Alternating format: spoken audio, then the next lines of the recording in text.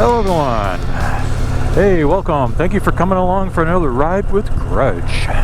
So, today, you know what, someone commented on the videos, and I give a shout out to Mr. Pro Samian. Gave me a great idea. I did a rant, and he pointed out that, you know, it wasn't so much a rant as it was more of a positive rant. And I typed back and said, you know what, that is a great idea. Let's do an episode of positive rants. Alright, so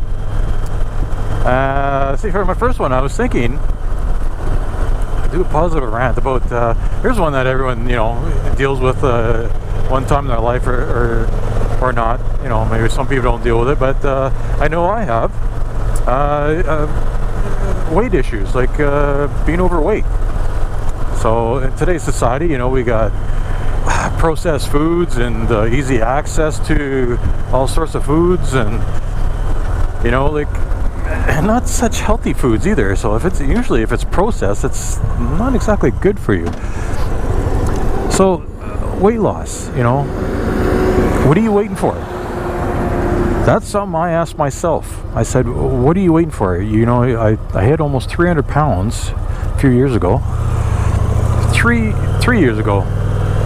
Yeah, 3 years ago. I almost hit 300 pounds, and that's coming up from about 205, 210. So it limited me in, well, you know, clothing, because nothing was fitting to me anymore, and I kept buying bigger stuff. And when you go to buy motorcycle clothes, if anyone's bought motorcycle clothes, you know they're not exactly engineered for plus size individuals. You can buy big stuff, but it's hard to find, usually out of stock, or you buy the biggest size, you get it, and you find out that it's too damn tight. Like the jeans I'm wearing right now, I bought these, and I couldn't even pull them up past my butt, and my big fat butt. So you know what?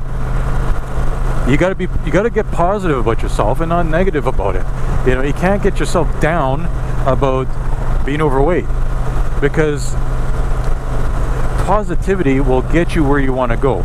It's like driving your motorcycle, right? If you what do they call that, focal point fixation, where, you know, you see a pole and you don't want to hit it, but you're so fixated on it you actually drive into it. Well, weight loss is kind of a similar thing, but you want to do that in the opposite way, in the positive way. You see a goal instead of a pole, and you set your target and you head towards it. Now, for me, I made myself some easy, small goals. It was, I wanted to lose 1 pound per week. So, anyways, so you set easy, achievable goals for yourself. So, like I said, mine was 1 pound per week. So there's 52 weeks in a year, so that's 52 pounds in a year. So I'd go down from almost 300 down to, what, 350, or not 350, 250. It sounds achievable, doesn't it? If you're only doing 1 pound per week. So do it. You know, if it doesn't sound hard, it's because it's not. You just have to focus on it, stay positive. You're gonna be up and down a little bit, especially in the first 3 months. Do not give up in the first 3 months, because you have to do this in stages. You have to first change your attitude. Second, change your diet. You know, do the research out there about diets and your metabolism and what foods are good for your metabolism. You don't have to do a lot of fancy stuff. You don't have to buy fancy meals. You don't have to buy protein shakes and special blenders and all that crap. It's all hokum, right? You don't need that. You just need yourself, a good education on what's good for you. I mean, I think we all know what's good for us. But you know what? You come up with a plan with the foods that you do like, and stick with them. Because if you like a food, you're going to eat them. But anyways, okay, so first, your attitude. Second, the type of foods you eat. Third, mark a start date, mark a finish date, you know. Like I said, for the first 3 months, you're not going to achieve anything. So don't weigh yourself. Don't mark anything down, because you're going to be up and down, and if you keep weighing yourself all the time, you're going to get down in the dumps because you're not seeing progress. So don't even bother. My my technique, well, I did those first 3 things with the addition of, I made sure I was drinking enough water. So I guess that could be number 4. Drink enough water. I can't stress that enough, because you know what? You can work out and you can sweat, but you will get rid of more fat out of your body through your piss than you will through sweat in most average people's things there. Because you know, those Gatorades and all that stuff, that's not good for you. Because if you're not an elite athlete running a marathon or playing like a hardcore game of hockey or something like that, and you're sweating buckets and buckets and buckets of sweat, those electrolyte replenishments are not going to do you any good. Not at all. Because they did a study where they had an athlete run on a treadmill for 45 minutes and measured his electrolyte levels, the salt level, you know, blood tests and water levels, whatever. And they find after 45 minutes he did not need to replenish his thing there. Now, you might feel a little thirsty, but they proved scientifically that you did not need that stuff. So stay away from that crap. Tons of salt in there, and that is not going to help you lose your weight.